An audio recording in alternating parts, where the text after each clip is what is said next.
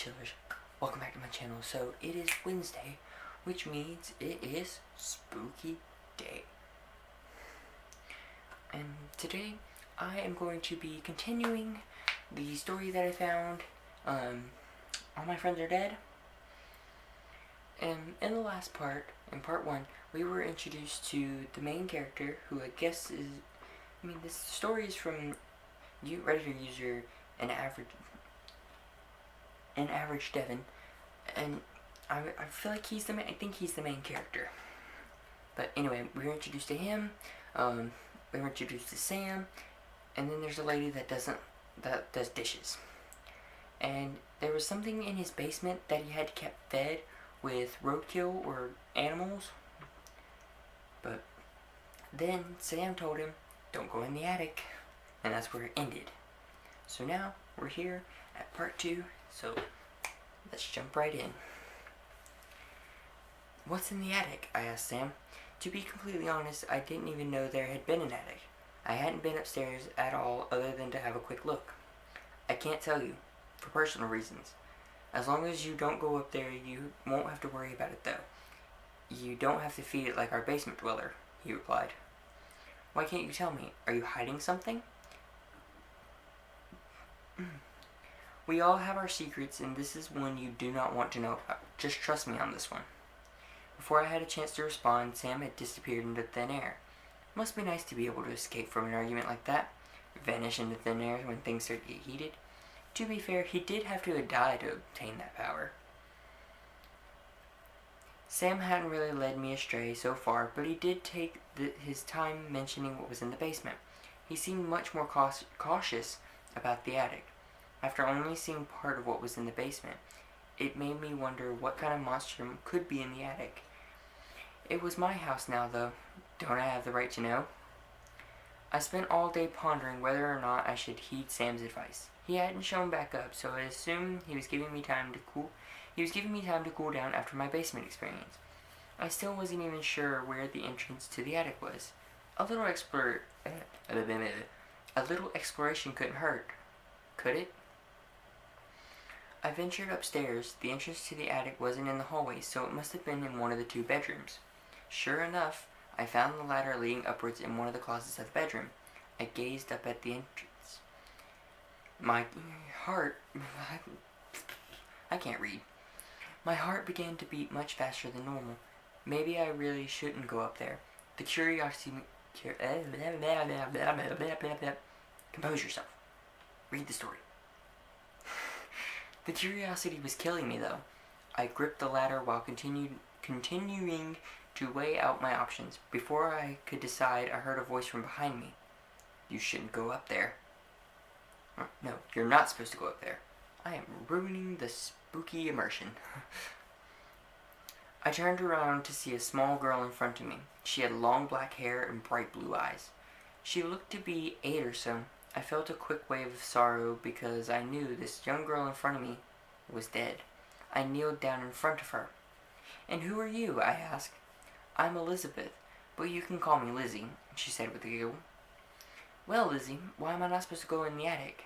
Because Sam would be mad if you did. No one is allowed in the attic. Do you know what's in the attic? No, Sam told me no one is allowed up there because it's scary. I don't like scary things. As she said this, she began to look down and cover her eyes as if she was remembering something scary. If I wasn't so caught up in what was in the attic, I would have thought it was cute. I patted Lizzie on the head in an attempt to calm her down. Well, this is my house now, Lizzie. I need to find out what's so scary about the attic. You wait here. I'm going to get to the bottom of this. Lizzie didn't seem entirely certain about my idea, but she couldn't exactly stop me either. I had made up my mind. Sam was hiding something in the attic, and I needed to find out what it was. I turned back around and headed back towards the ladder. I was surprised that Sam hadn't shown up himself to try and stop me. He had told me not to go up to the attic, so it made me wonder why he wasn't here now. I shrugged off the thought and began to climb the ladder. Once I was almost to the top of the ladder, I was able to peek my head into the attic. There was a light attached to a string in the center of the room. This would have struck me as normal, except that the light was already on. I had never been to the attic before, and there's no telling how long it had been since anyone had been up here. So how was there a light still burning? Other than the light, the attic seemed empty. Not only was it empty, but unlike the rest of the house, it was dirty. There were cobwebs in the corner and dust almost everywhere. It seems even Amelia wasn't allowed up here. That was her name, Amelia, the lady that liked to do the dishes. I was really confused when I finally made it completely into the attic because it really was empty. I had expected some sort of ferocious beast to jump out and maul me, but that hadn't happened. I decided to take a quick look around the attic before heading back down. As I was crossing the floor, it hit me. I was struck with the most intense headache of my entire life. It was so strong that I fell to my knees in pain. My head felt like it was going to explode. I was so caught up in my pain that it took me a few seconds to realize there was someone in front of me now. It was a middle-aged woman. I didn't pay close enough attention to her face because I was busy staring at the giant gash on her neck. It looked as if it was still bleeding, blood slowly dripping down her body. She began to reach out towards me, and I flung myself backwards. As I did this, two more figures seemed to emerge from nowhere and began to approach me. They were drenched in blood. The pounding in my head only seemed to intensify, but I needed to get out. I began to pull all of my effort into crawling back to the attic ladder. The bloody ghosts continued to follow me across the room, but despite the massive headache, they didn't exactly seem hostile. I didn't care whether they were hostile or not. I wanted nothing to do with them. Once I reached the ladder, I flung myself down head first. I was able to grab onto one of the rungs to absorb some of the momentum from my fall, but I wasn't able to hang on for long. I fell down the rest of the ladder and landed on my back. It was extremely painful, but it was nothing compared to the headache I had up there. Speaking of the headache, that had stopped. I took one last glance at the hole in the attic. I saw the woman I had first seen, who had her throat slit. She mouthed one word to me before disappearing. I'm not exactly sure what it was, but I think she said, "Help." I rolled over onto my stomach. The pain in my back from the fall was starting to sting now. It didn't seem too bad, but it stung. After a few minutes of recovering, I was able to get back up on my feet. When I exited the closet, I found that someone was waiting for me, but it wasn't Lizzie. No, it was Sam. He didn't look happy either. He stood there with his arms crossed like a parent about to give me a lecture. "I told you not to go up there," he said. "Yeah, well, I guess I forgot. Kinda like how you forgot to tell me what was in the basement. Did you have something to do with what was up there?" He took a deep sigh. "No, I was already dead when that happened. I watched it happen, though." "And what exactly happened?" He killed them. If that wasn't obvious, he was a middle-aged man, quite attractive too. He would lure them back to the house, then he would drug them. Even he sensed the basement was off limits, so he operated in the attic. He wasn't in the home long, but he sure was busy. It was gruesome. It took a moment for all this to sink in. So apparently there had been a serial killer in my home, not to mention the monster in the basement. Not only had people died in this home, some were murdered.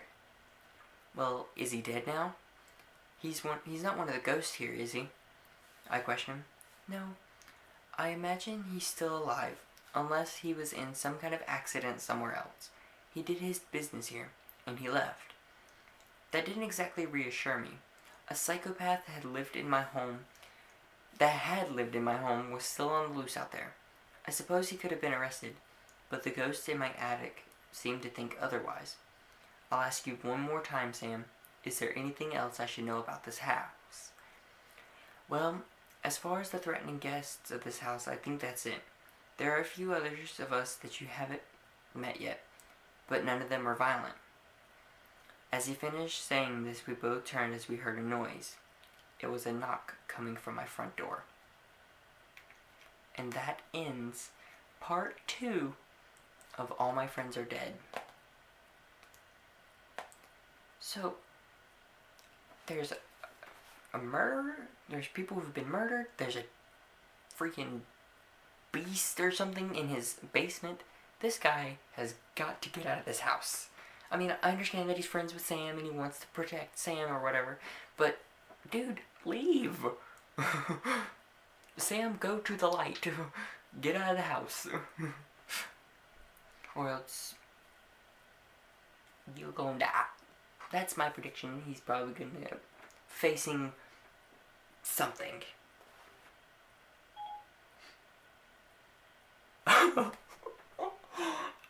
What the heck? That scared me. Siri just randomly started and then turned off all by itself. Oh, that was scary. Okay. Alright. I will leave a link to the story down below, to this part. If you enjoyed this video, please give me a thumbs up so I know. Please follow all my social media down below in the description. There's a link to part 1 of the story right there. My last video is here, and you can click my bubble to subscribe to my channel. Alright, I will see you guys on Monday. Peace out, chillers.